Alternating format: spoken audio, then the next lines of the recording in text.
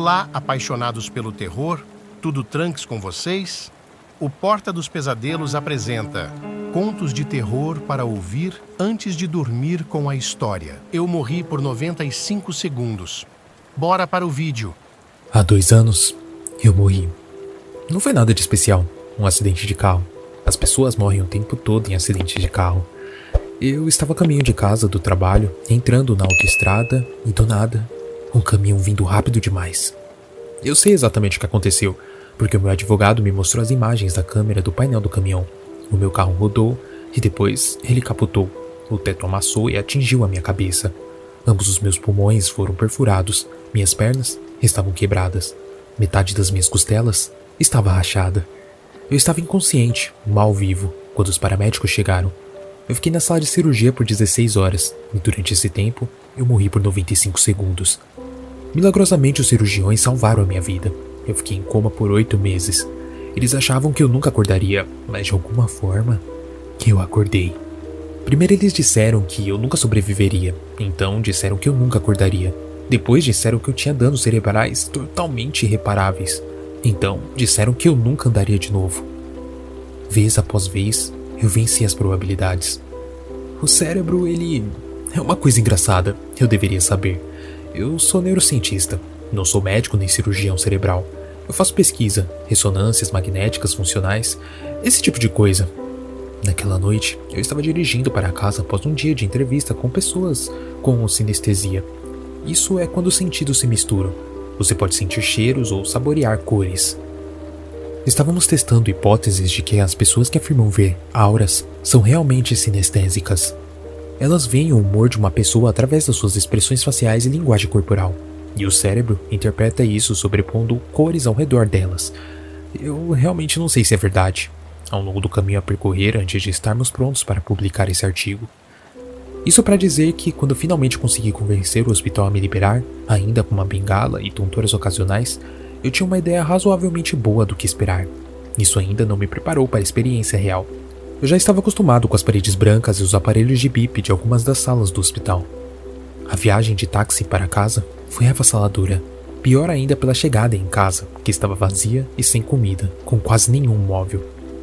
Você conhece aquela parte de votos de casamento que diz "até que a morte nos separe"? Aparentemente a minha esposa entendeu que 95 segundos de morte ainda contavam. Ela arrumou outro cara durante as minhas férias de 8 meses. Tenho certeza que ela estava encantada por eu finalmente poder concordar em vender a nossa casa. Com minhas economias, licença médica, benefícios estatais e a minha parte da venda, eu pelo menos consegui alugar um apartamento pequeno. Eu até encontrei uma enfermeira, Anita, que era especializada em fisioterapia e saúde mental. Eu a visitei 3 vezes por semana para me verificar, me ajudando com o básico enquanto eu me recuperava. No início eu estava dormindo 18 horas por dia e ficava sobrecarregado se passassem mais do que alguns minutos do lado de fora. Ao longo de vários meses eu me recuperei gradualmente. Eu consegui andar pelo meu apartamento sem me apoiar nas paredes. E eu até saí para fazer compras com a Anita. E depois, até sem ela. Eventualmente eu convenci-a a me levar de volta ao trabalho, apenas por um dia. Eu ainda estava empregado lá e esperava voltar em meio período em breve.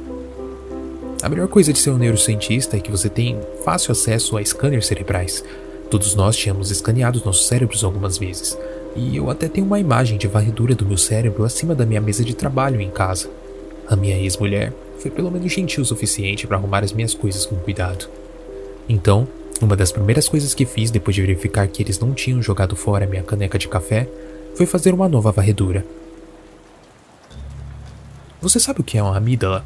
São um par de pequenos pedaços do tecido cerebral, cada um com o formato e tamanho de uma amêndoa. É muito importante para regular as emoções, entre muitas outras coisas. O seu cérebro recebe uma quantidade enorme de dados, muito mais do que pode processar, e a sua amígdala age como um tipo de algoritmo de correspondência de padrões de filtro. Para simplificar enormemente as minhas 2 décadas de experiências, há 3 coisas que a amígdala faz quando ela recebe danos. Se percebe estímulos ameaçadores ou avassaladores, ela entra em um modo de luta, fuga ou até mesmo congelamento. O seu sistema límbico assume o controle e você age emocionalmente em vez de racionalmente, entende? Também se detecta um padrão familiar de estímulos. Ela invoca a parte do seu cérebro que sabe como lidar com a situação em questão. Isso basicamente coloca você no piloto automático, e é por isso que você pode dirigir para o trabalho sem realmente se lembrar da jornada, já que você faz isso todo dia. E terceiro, se detecta um evento desconhecido, mas não ameaçador. Ela mobiliza o lobo frontal. Este é o cérebro racional, o nosso cérebro pensante. E é assim que somos capazes de aprender novas habilidades como cálculo ou até mesmo piano. A amígdala faz muita filtragem antes de realmente passar os dados que decidem serem relevantes. Nunca antes havia visto uma amígdala que se parecesse com a minha, após o acidente. Isso certamente explicava porque eu ainda estava tendo dores de cabeça e tonturas. Para ser honesto, eu estava pior do que os médicos perceberam. Mas, sendo um neurocientista, eu sabia que eu tinha que mentir para eles para poder manter eles fora do caminho. A verdade é que eu mal conseguia me concentrar, visualmente ou mentalmente, por mais de meia hora, tudo passava voando. Mas agora, eu sabia o motivo. Do melhor modo que eu pude entender, o papel de correspondência de padrões da minha amígdala estava funcionando perfeitamente. Já o filtro, ele não estava. Os efeitos disso foram reduzidos em partes, devido às doses muito altas de psicoestimulantes, para manter o meu córtex frontal ativo e antipsicóticos para me ajudar a moderar as minhas emoções e reduzir a agitação mental. Essa combinação de medicamentos parecia pelo menos parcialmente eficaz em moderar a função cerebral de maneiras que as minhas amígdalas já não eram mais capazes de fazer. Mas esses são remédios poderosos, e eu uso a longo prazo. Poderia causar ainda mais danos cerebrais, então eu estava abandonando-os. Devagar, mas o mais rápido que os meus médicos teriam permitido se eu tivesse sido honesto sobre os meus sintomas. Posso dizer quando tudo começou, ou pelo menos quando notei pela primeira vez. Os meus remédios estavam na metade da dose, e a Anita só vinha uma vez por semana. Então, eu lembro que era uma quinta-feira. Ela tocou a campainha como de costume. Eu abri a porta como de costume, e ela entrou como de costume. Lembro que eu vi uma larva na sua bochecha direita. Você...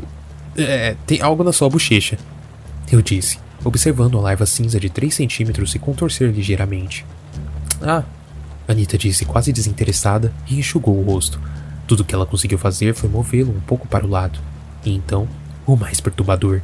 Ela se olhou no espelho do meu corredor. Pareceu satisfeita e continuou fazendo as suas verificações habituais em mim. Deixe-me dizer que foi um exame desconfortável. O tempo todo eu estava olhando para aquilo e esperando que inevitavelmente caísse sobre mim.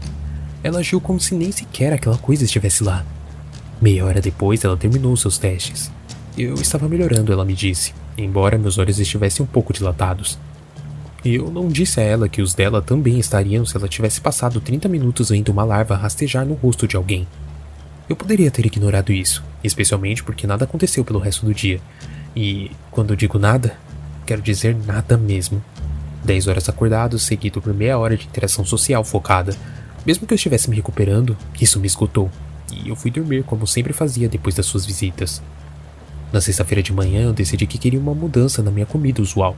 Uma loja local ficava a apenas 10 minutos a pé, então eu saí. Eu queria cereais e frutas. Ao entrar na loja, me deparei com o som alto da campainha que tocava quando você abria a porta. Algo que me irritava, mesmo antes da minha amígdala ficar bagunçada. Eu não estava preparado para o cheiro.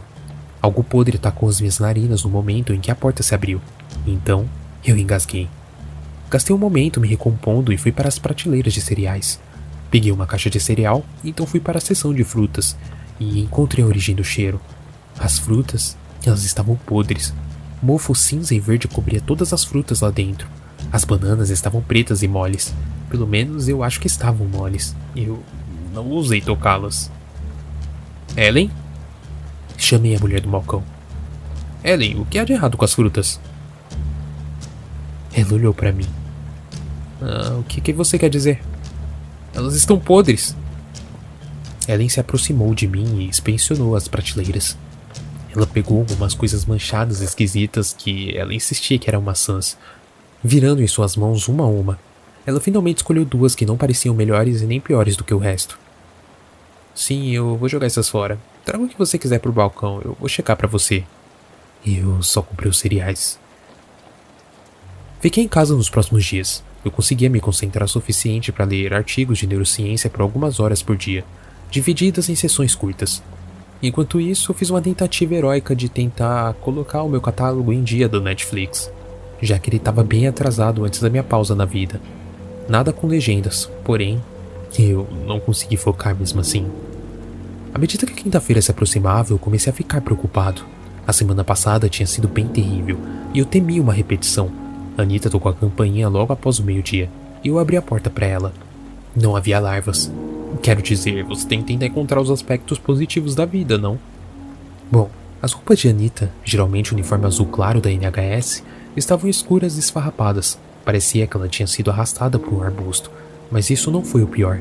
Ela tinha... bem... é difícil explicar. Era como um contorno, uma espécie de sombra preta e borrada ao redor dela. Como eu disse antes, eu fiz pesquisa sobre o suposto assunto do fenômeno das auras, que havia lido e ouvido muitos relatos em primeira mão. Essa sombra parecia algo assim, mas eu nunca ouvi outros falarem do medo que sentia emanando dessa enfermeira. Eu comecei a dizer a Anita que eu não estava me sentindo bem. Ela entrou de qualquer maneira. Isso vai levar apenas alguns minutos e se você não estiver se sentindo bem, é ainda mais importante que eu faça um check-up adequado para ver se você tá ok. Anita não fez nada de incomum. Ela tirou as minhas biometrias como sempre e saiu. Durante todo esse tempo, eu estava observando a sombra mudar e pulsar ao redor dela. Isso foi tempo suficiente para eu fazer algumas boas observações científicas. As pulsações eram mais ou menos sincronizadas com o batimento cardíaco, mas não o meu, que estava acelerado. Eu só posso supor que estavam sincronizados com o dela. Eu observei enquanto partes dela se estendiam em pequenas ramificações, agitando-se no ar. Elas ficavam frias quando me tocavam. Depois que ela saiu, ainda alegre como sempre, eu me recolhi ao meu quarto. Coloquei um pouco de lixo do Netflix, mas não estava realmente assistindo. Sempre tive uma mente científica, e no meio da preocupação que eu tinha, um plano começou a se formar. Eu não saí de casa por dias. Eu li tudo o que pude sobre auras, os artigos científicos, as coisas espirituais que sempre assumi serem bobagens. Tudo. Eu li sobre os efeitos colaterais dos meus medicamentos e os efeitos relatados das combinações específicas. E eu tive uma ideia. E se minha biologia específica, minhas lesões específicas e esses medicamentos específicos tivessem um efeito em comum? Então, eu parei com a medicação. Eu já estava com metade das doses. Passei 2 dias com 1/4 da dose, 2 dias com 1/8 e em seguida, nada. Eu não consultei os médicos porque já sabia o que eles diriam. Isso não fez bem para minhas dores de cabeça, mas o paracetamol comum até que me ajudou. Algumas semanas depois de passar por mais 2 visitas de Anita, eu saí de casa. Isso foi na última quarta-feira. Era início da tarde, estava bastante tranquilo, sem ninguém por perto. Eu podia ver as casas familiares, algumas árvores, mobiliário de rua, esse tipo de coisa. Só que elas estavam longe de serem comuns. As árvores estavam podres. As poucas folhas que restavam estavam murchas e cobertas de fungos. Troncos e galhos estavam rachados. Horríveis coisas parecidas com cogumelos brotando de seus interiores. Eu não conseguia dizer se as árvores estavam mortas, mas estavam longe de estar bem saudáveis. As placas de trânsito estavam desbotadas e enferrujadas, e a própria estrada estava deteriorada, cheia de rachaduras e buracos cheios de algum tipo de líquido, como lama, mas parecia viscoso. Eu definitivamente não queria testar isso tocando. As casas estavam decadentes. Muitas pareciam prestes a desabar, e uma com letreiro de aluga-se tinha um teto desabado. Uma casa estava recém-pintada e a incongruência entre a estrutura quase colapsada da casa e a tinta me fez sentir uma dor de cabeça, mas mesmo assim, a tinta já estava começando a descascar. Se não fosse pela tinta fresca, a cena na minha frente poderia ser facilmente confundida com uma rua abandonada em um filme pós-apocalíptico. Um pensamento me ocorreu. Eu voltei para dentro, peguei o meu telefone e tirei uma foto da rua, olhando para a foto na tela do meu celular. Tudo parecia normal. Eu fiquei ali por muito tempo comparando o que o celular via e o que os meus olhos viam. Um deles estava mentindo para mim. Mas qual deles? Eu me virei e voltei para casa. Que agora eu via com paredes esfarelando e músculo crescendo de uma infinidade de rachaduras parecidas com teias de aranha. E pensei na questão. Nossos cérebros são extremamente poderosos, capazes de processar muito mais informações do que uma câmera de telefone. Acredito que nossos olhos veem o mundo como ele é, e o nosso cérebro acaba filtrando essa entrada para nos apresentar uma versão mais aceitável do mundo. Eu não posso mais fazer isso. O dano cerebral muito particular que sofri normalmente teria matado um ser humano. Eu poderia muito bem ser a primeira pessoa a sofrer esse dano específico e ter a infelicidade de sobreviver com o resto das minhas faculdades mentais intactas. Talvez houvesse algumas outras pessoas como eu, condenadas a instituições psiquiátricas em algum lugar. Eu decidi ali então que não permitiria que eu mesmo sofresse tal confinamento. Eu sou um cientista. Eu experimento, observo, coleto dados. Então foi exatamente isso que eu fiz. Naquela tarde eu peguei meu celular, um caderno e um clipboard e fui para a cidade. Sem os remédios ajudando no filtro que as minhas amígdalas costumavam fazer, eu podia ver o mundo real, bem mais claro do que 2 semanas atrás. Eu passei por algumas pessoas a caminho do centro comercial. Todas estavam cercadas pelas aquelas auras sombrias que eu havia começado a esperar, e agora eu podia distinguir mais a definição. As auras tinham uma forma aproximadamente humana, cobrindo-os por completo como um traje espacial, mas a forma flutuava. Do outro lado da rua, eu não estava querendo chegar muito perto. Lá, eu conseguia distinguir partes escuras e translúcidas saindo das auras, mas quanto mais eu olhava, mais eu percebia que eles, na maioria das vezes, não estavam saindo das pessoas, mas sim entrando nelas. Quando eu cheguei ao shopping center, eu sentei-me em um banco pouco usado, perto o suficiente para observar as pessoas, mas longe o suficiente para que poucas passassem perto de mim. Na hora do almoço, as pessoas se sentavam nele para comer seus sanduíches. Mas agora já era quase 4 horas. As lojas estavam praticamente vazias, com 1 ou 2 exceções. Eu podia ver os atendentes da loja, vazios, olhando sombras que entravam e saíam, sentindo os sentimentos dos clientes e tomando decisões quase automáticas sobre o que vender. Eu podia ver os clientes entrando nas lojas com intenções definidas, mas com decisões muito menos conscientes. Era como observar formigas em uma trilha. Eu podia ver os padrões, mas não entendia o que estava acontecendo. Por quê? Essas coisas não estavam acontecendo. Pelo menos não para mim. As sombras não entravam em mim. Pelo menos não as que eu podia ver. As auras das pessoas eram deprimidas. Isso é a única palavra que eu posso usar para descrevê-las. Eu não tinha uma medida objetiva para isso, mas posso dizer com alguma confiança que as auras das pessoas que eu estava observando, algumas centenas de metros à minha frente, não eram saudáveis. Eles pareciam estar apenas cumprindo funções, passando o tempo, fazendo o que sempre faziam. No shopping, eles passavam por vitrines e olhavam os produtos e, se algo chamasse a atenção deles, eles entravam. Eles pegavam itens, verificavam os preços e na maioria das vezes colocavam de volta e saíam da loja. Eles pareciam cansados, como se já tivessem feito isso, sei lá, 1 milhão de vezes. E eu suspeitava que para muitos deles, isso era verdade. Agora que eu sabia o que estava procurando, era impossível não ver. As auras das pessoas nas lojas e cafés estavam sendo invadidas por essas sombras escuras e translúcidas. Às vezes elas saíam parecendo levar algo consigo. Outras vezes, eles apenas flutuavam e desapareciam de volta para a sombra. Alguns pareciam lutar, agitando-se e resistindo, mas, em última análise, eram subjugados e incorporados à sombra. Alguns até tinham pedaços deles separados e desaparecendo. Mãos, pés, cabeças, todos flutuando sozinhos.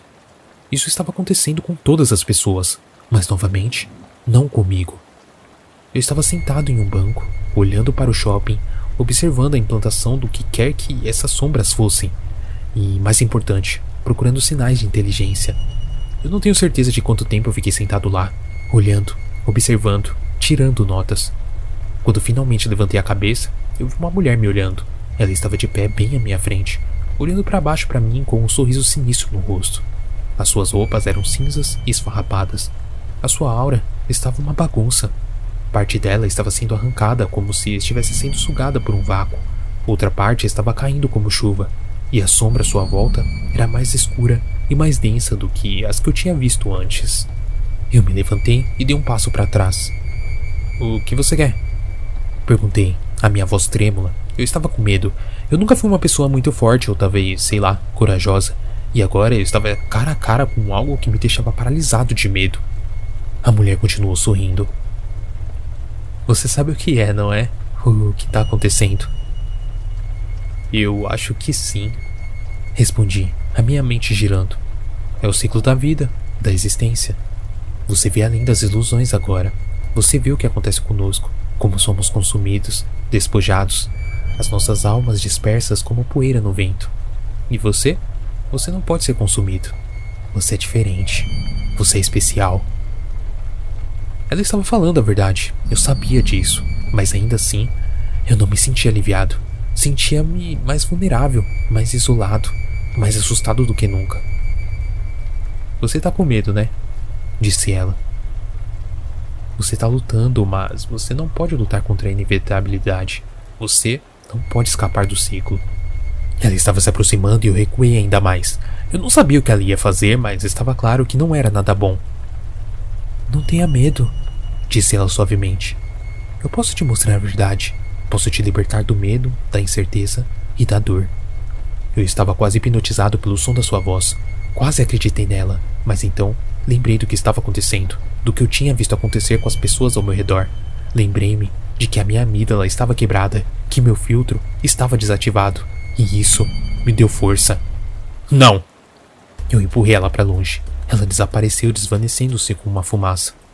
Eu não vou cair no ciclo. Eu não vou ser consumido. Eu vou descobrir como parar isso. Eu estava sozinho novamente, no meio do shopping center, e eu olhei em volta e vi as sombras continuando seu trabalho, se alimentando das almas das pessoas, e sabia que tinha que encontrar uma maneira de detê-las. Eu estou de volta em casa agora, gravando tudo isso para vocês. Eu realmente não tenho todas as respostas, mas eu tenho uma teoria. Acredito que essas sombras são algum tipo de entidade parasita que se alimentam da energia vital das pessoas. Acredito que o filtro quebrado da minha amígdala me permite vê-las, enquanto a maioria das pessoas percebe elas apenas como um cansaço constante, uma sensação de vazio e falta de propósito. Eu consigo enxergá-las, mas no fundo eu não sei como eu vou parar isso, como vou proteger as pessoas, mas eu vou continuar observando e coletando dados e tentando entender a natureza dessas sombras. Talvez algum dia eu possa encontrar uma maneira de reverter o processo, de restaurar o filtro quebrado das minhas amígdalas e impedir que essas entidades parasitas continuem a se alimentar das almas das pessoas. Esse é o meu relato, e se você estiver ouvindo isso, saiba que o mundo, ele não é o que parece. As sombras, elas estão lá, se alimentando de todos nós, e temos que encontrar uma maneira de detê-las. Eu não sei quanto tempo eu tenho, eu não sei quanto tempo o mundo tem, mas eu prometo que eu vou lutar até o fim para descobrir como parar com isso. E aí, amante do terror, gostou do conto de hoje? Não esqueça de se inscrever, deixar seu like, comentar e compartilhar. Isso é muito importante para que possamos investir cada vez mais no canal. Bons pesadelos!